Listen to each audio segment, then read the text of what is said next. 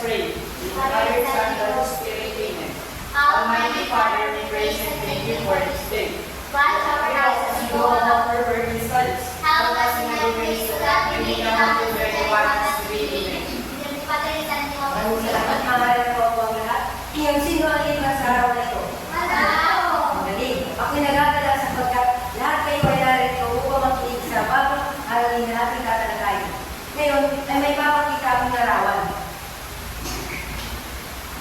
Pagmasdan ng mabuti at suriin. Ano ang tawag natin ng nasa larawan? Sure.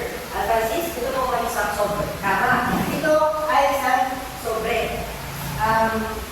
Ano kaya sa tingin niyo ang karaniwang laman ng isang sobre? Tama. Magaling. Nakatanggap na ba kayo ng isang liham? Oo. Magaling. Anong klaseng liham naman na niyo natanggap? Sir, ang liham pang kaibigan ko. Tama. Ang liham pang... Sino naman sa inyo ang hindi pa nakatanggap ng isang liham? Okay lang yan. Kung ngayon, marunong na ba ang lahat na masulat ng isang liham? Hindi pa po. Ngayon, kung kayo ay gagawa ng isang liham, anong klaseng liham ang gagawin natin? Kanino nyo ito gusto ibigay? Sir, Ang liham ko ang gagawin ay isang liham pang kaibigan at ito ay ang ibibigay sa isang malaking sa akin. maraming salamat na Francis. At yung araw ay pagkatalagayin natin ng mas maayos ang pagsipin ng mas at maayos sa mga liham.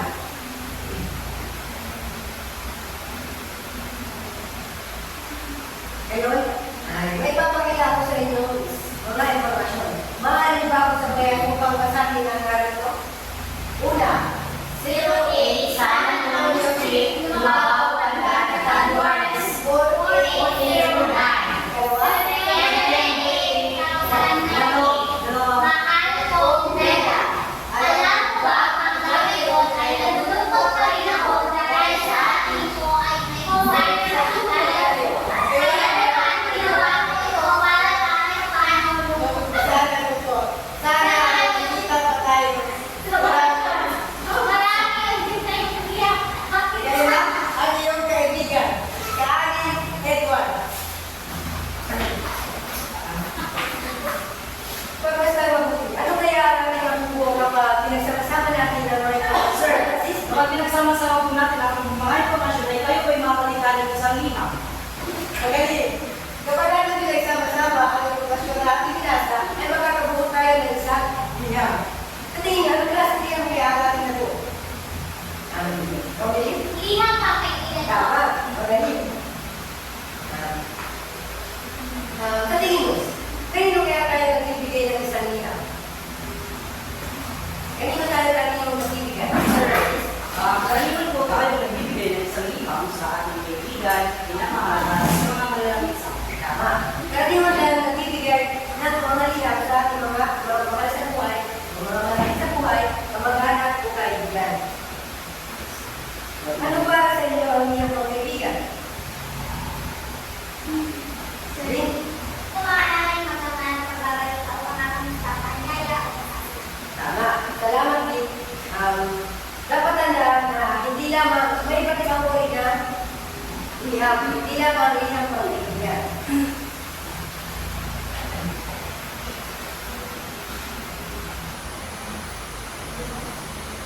Ngayon, ay may papakita ko isa sa inyo na isang halimbawa na liham.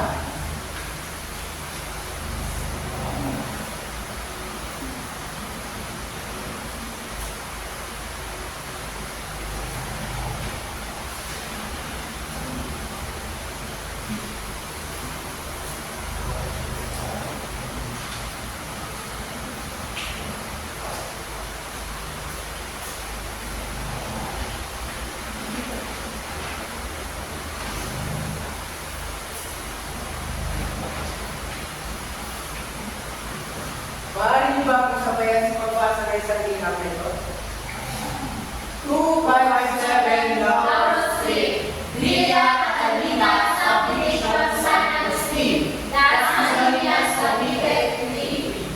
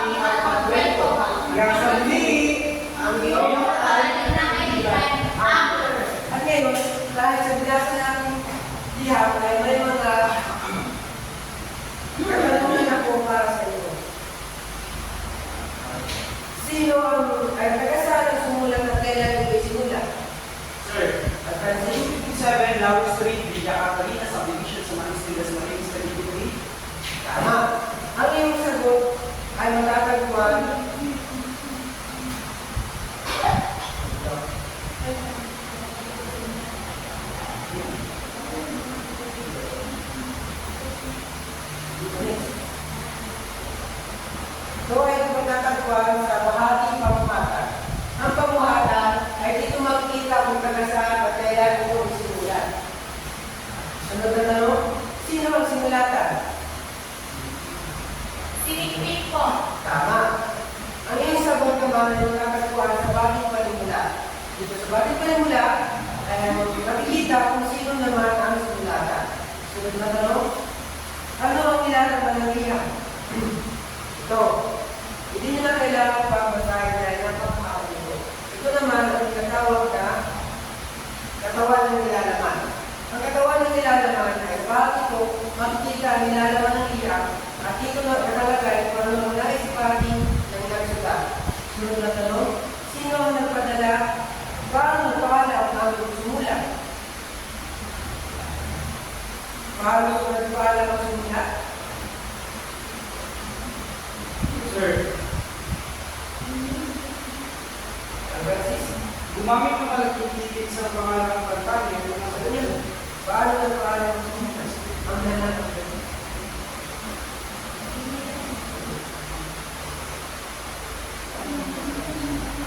ang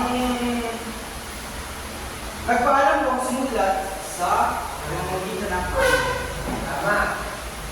Kapag ipamukas, dito naman sa bagay ko ay makikita kung paano nagpaalam ang sumulat.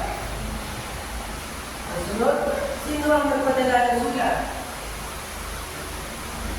Sir, si Amber po. Tama. Dito naman, sa iba ay tinatawag na halata. Sa bagay ko ay makikita ang pangalan ng pinanalingan ng sulat. Ngayon, dahil ang dadalakay na natin ng ang pagsipin ng wasto at mayos ng mga liham ay magkakaroon tayo ng pagkakatawain. Pero bago ang lahat,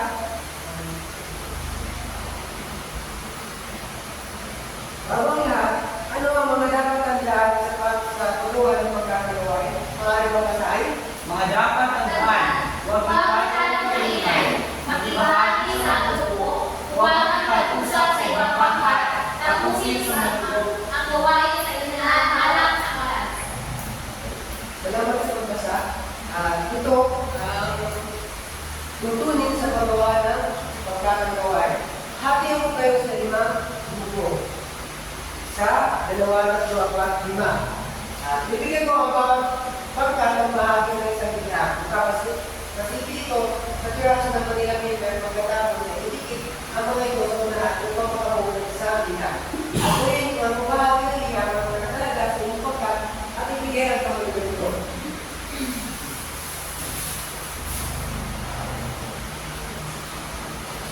Ito sa pinatulog.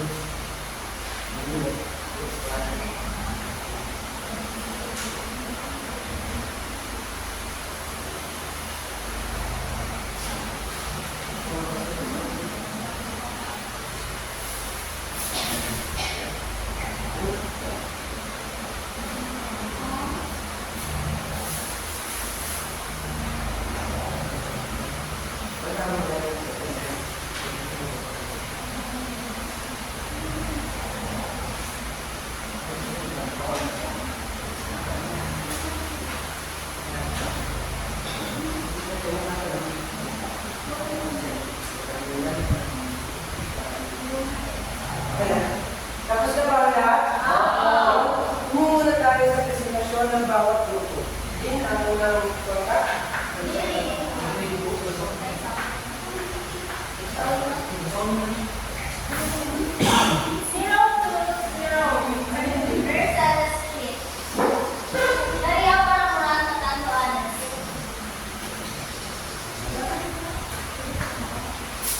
Ito ay kapuhatan. Nakita kung taga saan at kailangan sinulat ang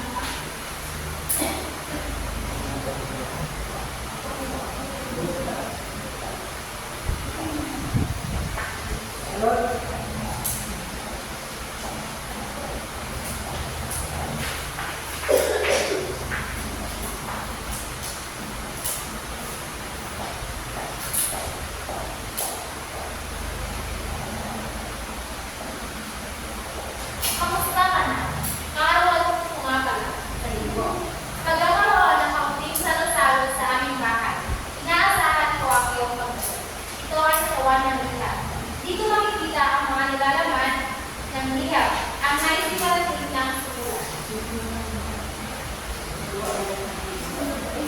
sunod na pangkat ay ang ikatlo.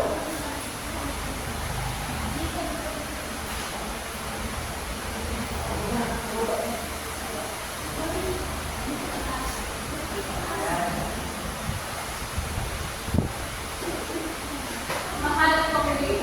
Bakit ko na? Sino naman? Makikita ko sino ang sinulatan. Sunod na pangkat.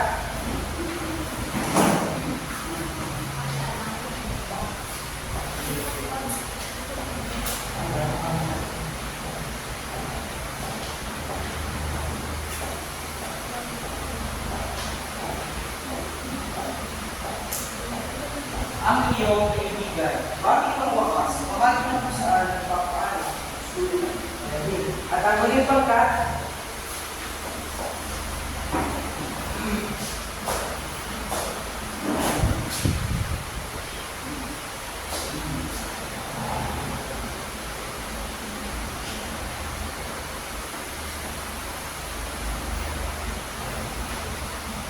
Lagda.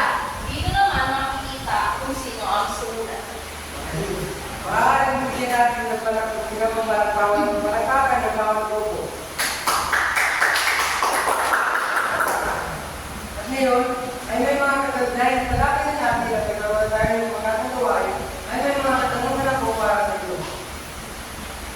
Bakit tayo nagpapadala rin ng sa ating mga kaibigan? Sir, nagpapadala po tayo ng liyab sa ating mga kaibigan. Kapag tayo ay gusto natin sila kamustahin, magbahagi ng kwento, magpasaya, magpakita ng pagmamahal, simple, itong paraan na ng pili. Magaling. Ngayon, ano ang kaya mahalaga ng sila ng liyab?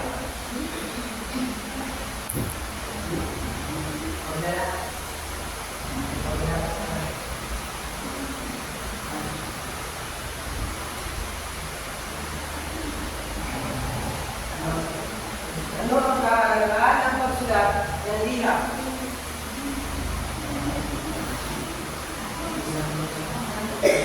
Sir, Francis, Ang kalagayan po ng pagsusulat ng liham ay upang may kabatid natin yung nais natin sabihin sa tao kung gusto natin padala ng ating sulat. tama. Mahigat, Francis. Susunod na tanong ay ano ang mga dapat tandaan sa wastong pagsibig na liham?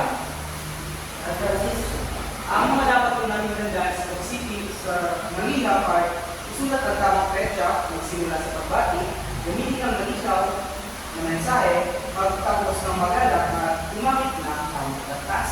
magaling. Ano naman ang mga pamahagi ng liham? Pamuhatan. Baling panipula. Magawa ng liham. Baling pamukas at lagda. Magaling. Ang mga gusin mga bata ngayon, sa bahagi ng liham matatagpuan kung taga sa sumulat at kailan ito sumulat. Di? Pamuhanan mo. Galing. Saan naman ba ako makikita kung sino ang sulatan? Baling panipula, sir. Tama. Bahagi naman ng liham na kung saan makikita ang nilalalaman ng liham. Sa katawan ng Galing. Bahagi na kung saan nagpaalam ang sumulat. At Francis, bakit? Bakit pamukas? Tama. At ang huling tanong, dito naman makikita kung sino ang nagsulat. sir. Lagda. Tama. Ngayon, ay bibigyan ako, ngayon ay muna tayo sa pagsusuli. Bibigyan ako sa inyo. Maaari mo ipasa sa likuran at